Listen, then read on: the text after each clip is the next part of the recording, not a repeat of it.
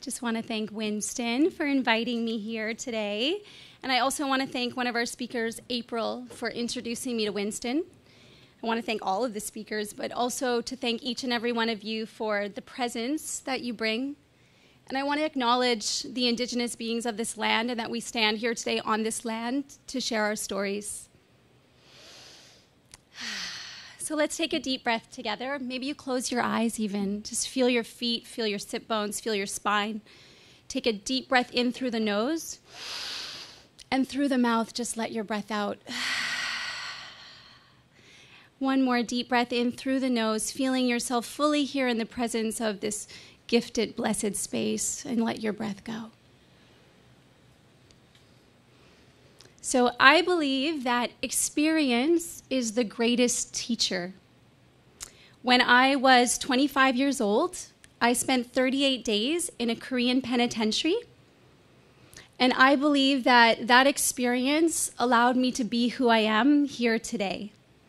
When I look back and I think about the choices that my 25-year-old self made, she chose love. In a situation where there was limitations, restrictions, everything was in Korean, so there was actually no English translation even once in those 38 days or those 18 hours of interrogation. So I just want to take you to a time when I was earlier. I was 23 years old. I had just graduated from university. And in my final year of university, I discovered the rave scene. And these experiences were so heart-opening and mind-expanding for me that I would never, ever take them back. However, after a year of partying, if I wasn't high, I was crying, sleeping, or threatening to jump off the balcony. So I was 23, addicted, depressed, and a wild hot mess. And I mean Jekyll and Hyde hot mess. So one day my best friend said to me, "You know what? You're not actually depressed," she said. "You just hate your life." I was like, who the hell are you to tell me I hate my life, right? So within 2 weeks, I found myself boarding a plane to South Korea. My accommodation, my flight, everything was paid for, and I had a job waiting for me. I remember the conversation I had with my boyfriend the night before I left Canada. I was crying, literally pulling out my own hair. Actually spilled my tacos on me. It was terrible. It's one of those downward spirals. There's just no way out, right? And I was saying, I just want to be free. And I realized later when I looked back, I was a prisoner of my own negative thoughts, my limiting beliefs, the conditions that had been passed down to me by a very loving yet dysfunctional ancestry, society, culture, religion, and media. So something needed to change, and I decided that I was going to make that change. I was going to take the leap of faith and trust myself and trust my life. So I arrived in Korea, and I flushed my antidepressants down the toilet. I continued to drink like a fish because everyone around me was drinking like a fish. We're still all drinking like fishes, right? I'm not, but the world is. And so we're trying to numb this feeling of separateness. We're trying to somehow, get closer to what it is that we're actually looking for. Fortunately for me in Korea, I was doing a lot of yoga, and I started reading spiritual books. And it was the first time in my life that I imagined God as something other than a bearded man in the sky that was going to punish me for my sins. Because I love to sin, to be honest with you. Like, all the sinning things are fun. Usually, right? As long as you're not hurting someone else. So I was beginning to imagine this new idea of God as something like love or energy, spirit. Something was awakening in me, and I was longing for time alone. I was longing for a space of silence to really go within, and I was longing for an experience of spirit. And that's when Eshwa arrived in my life. Eshwa Tiaiho, as beautiful as his name sounds. So Eshwa was an indigenous man from Australia. And we spent every moment together for 2 weeks, non-sexually. Just wanted to clarify. He was so cute. But we were on a mission. We were on a soul mission. And so he would share with me things like, you are not separate from God. In fact, you are God, and this is your dream. All things come from one source, he told me. So for 2 weeks, I spent time with Eshwa. We ate vegetarian food. He played his didgeridoo and gave me didgeridoo healings. And he really downloaded ancient wisdom and spiritual knowledge that prepared me for my time inside. So here I am, 25 years old, and I've got all this spiritual wisdom percolating in me, and something happens to my ego after 2 weeks of being clean and sober. I decide, you know what, screw it. I just want to go out and have a good time with my friends. So that one night, after being sober for 2 weeks, I went out to our favorite bar, the Soul Train. And we were dancing and having a good time when all of a sudden the lights came on, and there was a lot of commotion, a lot of panic, shouting in Korean, and a lot of Korean guys in police uniforms or immigration. I don't even know who those guys were. But it was serious, and I could feel my heart begin to beat. I was like a deer in headlights. My mind was throbbing, alarm bells going off, and I could feel this is not safe. I'm in trouble. And how the hell am I supposed to get out of here? I just smoked a doobie. So I was forced to give a urine sample, and the sample indicated that I had THC, in fact, in my system. And so, seeing as it's illegal to smoke marijuana in Korea, I was handcuffed and taken to a detention center where I was interrogated and then forced to sign documentation. And as I said, no English translation ever once. So I really didn't know what I was signing, but all I knew was that I was having to sign it. So in jail, you really can't cry, because if you cry, everyone around you is going to want to cry. It'd be like a ball baby festival, right? No, it's not going to happen. So it's not an ideal situation, right? You're not able to go anywhere. You're not able to do anything. And in my case, I didn't understand a single thing ever once that was going on, because no one ever told me what the rules were or how it was functioning. Probably because no one even spoke English in the jail. So I was told that for my own protection, I would be placed in solitary confinement. And I was thinking, ooh, a nice place to meditate. It didn't happen. I was like, wow, that's so cool. I get my own jail cell. I've seen it on TV. It's probably going to be pretty decent. It's not the Ritz, but, I'll meditate. So you can imagine my surprise when finally they took me to my room, they opened the door, and the floor was literally covered with women. It was kind of like cockroaches in Asia. If you've ever been there before, you're just like, how can there be so many cockroaches in one place? These women were covering the floor. It's a 10 by 10 room, and women were sleeping head to toe so that there was enough space for the 23 of us to fit. And because I was new, I was placed in the far corner closest to the outhouse. So I would fantasize, to be quite honest, about diving into the shithole and swimming myself to freedom. I was so naive. I was like, there's got to be a way. There's got to be a way. So I remember being strip searched before I actually was taken to the penitentiary.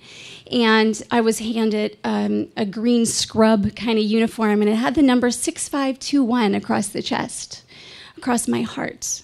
And I quickly learned the sound of that number in Korean, because if the guard called it, it meant one of two things.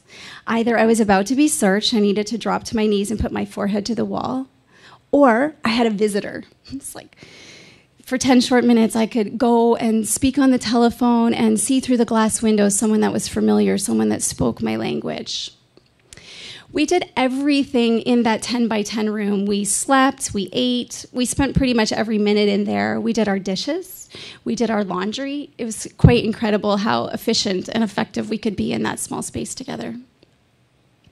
Once a week, and I decided it was Sunday because it was the fun day, once a week we could, there was a movie that would come on in English, and I remember being glued to the TV because it was actually something that I could understand and relate to. And And once a week, we would be let outside. I'm trying to think if we had our handcuffs on, because I remember feeling so free, like skipping and jumping and stretching. And we would do those funny little games that you'd play as children, myself and a couple of the girls. And it was this illusion of freedom. You felt free for those 30 minutes. And before you knew it, you were back in the room, sitting on the floor behind bars. And so I quickly realized that there's no power for someone that's inside jail except for something I discovered. And that was the power for me to choose. I remembered the words of Eshwa. He told me, I consciously choose to act in love rather than unconsciously react in fear. So when fear arose in me, and it was quite often, you can imagine this Caucasian, entitled girl, cute girl, had everything given to her so freely and easily in life, and there I am, just like locked up, don't understand a single thing that's going on. But yet something inside of me told me, this is my moment. And often when we look at our life, we can look back at those moments and realize, like, that was where I met myself. That was where I actually connected with my authentic power and my truth. So I remember one day a woman came to our cell. She was a new inmate, and her number was in red. And she never had her handcuffs removed, so they were always on. And I was very curious, like, why is her number in red? Why is she so special? And so through broken conversation and illustration and maybe a game of charades, I decided that this woman had killed her husband. Why else would she not have her handcuffs taken off in the pictures they drew? I mean, it was pretty obvious. So one night while we were sleeping, she had her hands up above her head because that's how she had to sleep with her cuffs on. And I remember her fondling my hair. And a part of me was scared, thinking, oh my gosh, there's like a murderer fondling my hair. This is creepy. But I had been inside for a long time with very limited connection and very, just not a lot of touch, to be honest. I mean, we were there together and we did our best to giggle and enjoy and share. So I told myself I could feel the goodness in this woman. I could feel that her heart was pure. And I decided that she must have killed her husband as an act of self-defense. I realized that all of us had been brought together under terrible situation or, unfavorable circumstances, but that each of us had the goodness inside of us. And so as things moved on, I would sit and meditate and breathe and just continuously tell myself, I consciously choose to act in love rather than unconsciously react in fear. And so I remember praying, please, God, I was so afraid my mom was going to give me trouble. I was so scared. Please, God, don't let me be in jail on my mother's birthday. I knew it was coming. I thought, what a terrible thing to do to your mother, to be in jail on her birthday in South Korea. And I used to fantasize that my boyfriend would show up with his motorcycle and somehow like break down the bars and set me free. We'd go zooming off together. It would be so romantic. So I remember on my mom's birthday, actually, I was released from jail, and 20 minutes later, my boyfriend arrived with his motorcycle. But what I want to share with you mostly is the transformation of consciousness that I experienced as a 25-year-old and the choices that I made that brought me here today. And so after I applied, when I was applying, I had to actually tell the story I was going to tell right then and there. I didn't know that. So I meditated for a moment. I came up with this story. And just a few weeks later, I found a tape cassette. And the tape cassette is a recording of me sharing just 6 days after I got out of jail. It's actually recorded on 4/20, National Pot Smoking Day, on 2002 in South Korea. So I transcribed it from that tape cassette, and I just have a few short words here that I'd like to share with you now.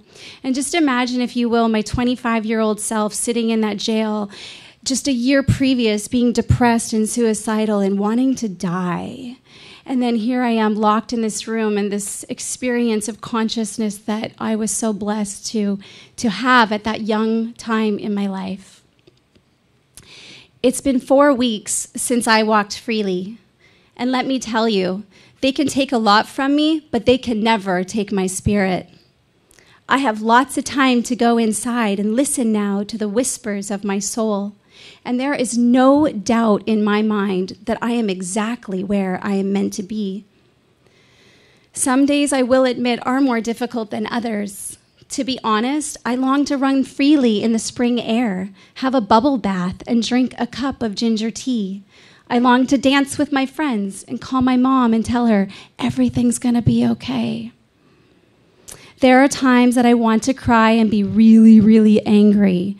And in those moments, I choose to remain positive and see this experience as the perfect opportunity it is for me to experience my truth and access my authentic power to choose to live in love. I'm happy to say that I can actually look in the mirror and see myself. For a long time, I was scared and lost. This experience has truly changed me, and I'm happy to say that I feel at peace with myself. Take a deep breath in. Where do you begin? And where do you end? Remember, all is love. When I close my eyes, I see myself standing on the tallest mountain, shouting my truth to the world. I am love. And in any moment, I have the power to choose love, regardless of the external circumstances. Remember your truth and live it. Scream from the mountaintops. There is no time more perfect than now. Thank you.